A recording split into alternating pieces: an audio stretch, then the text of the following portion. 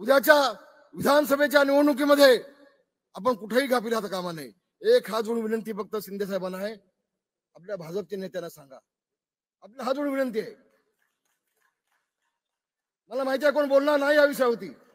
मला घेऊन जा मोदी साहेबांकडे, शहा साहेबांकडे. मी सांगेन की साहेब, वेळेवरती एकनाथ शिंदेचे जसे भाजपचे 2 महिने आधी उमेदवार दिले, तसे शिंदे साहेबांचे 15 उमेदवार 2 महिने आधी दिले असते, आज चित्र वेगळं दिसलं असतं. आज चित्र वेगळं दिलं असतं. माझी भावना ताई खासदार म्हणून दिल्लीत गेली असती. माझा पाटील कुठं आहे? हेमंत कुठं आहे? माझा हेमंत दिल्लीत गेला असता. माझा नाशिकचा आमचा दिल्लीत गेला असता गोडसे. पण एकदा शिवसेनेचा उमेदवार एकनाथ शिंदेनी जाहीर केला की भाजपची मंडळी उठली. आमची जागा, आमची जागा, आमची जागा हवे. हे काय भानगड काय? साहेब हे थांबवा. शिंदे साहेब, नाही तर मला घेऊन जा, मला घेऊन जा, मला घेऊन जा. आणि म्हणून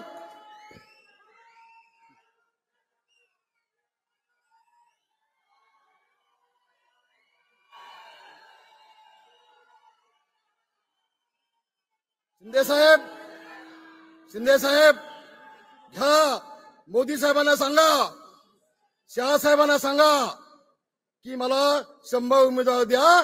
90 आपण आमदार नाही निवडून आणलेत, ते तुमच्या सांगितले आम्ही होऊन जाऊ. घ्या, मागून घ्या. होय शिंदे साहेब, मागून घ्या. आणि पुन्हा एकदा या 2-2.5 वर्षामध्ये आपण जे निर्णय घेतलेत, क्रांतिकारी निर्णय घेतलेत.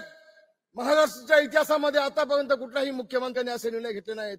असे निर्णय तुम्ही घेतलेत, तुम्ही तिघांनी घेतलेत. देवेंद्र फडणवीसांचं देखील अभिनंदन, तुमचाही अभिनंदन. मागून आलेले आपले दादा थोडे दिवस नसते आले तरी चाललं असतं.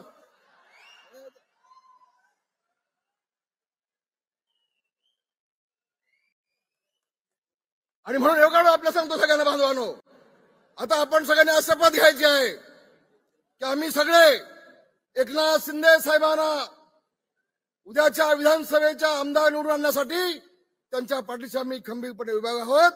आणि बांधवानो, होय, हजारो वर्षाच्या अगोदर भगवान श्रीकृष्णाच्या व्यथावरती फडकत असलेला भगवा झेंडा, संत रामदासांनी छत्रपतींच्या हातामध्ये दिलेला हा भगवा झेंडा, आई तुळजा भवानीचा हा भगवा झेंडा, हा शिवसेनेचा भगवा झेंडा, हा शिवसेना प्रमुख माननीय बाळासाहेब ठाकरे यांचा भगवा झेंडा, हा मावळ्यांचा भगवा झेंडा, हा शिवसेनेचा भगवा झेंडा महाराष्ट्र विधानसभेवरती डौलानं फडकूया.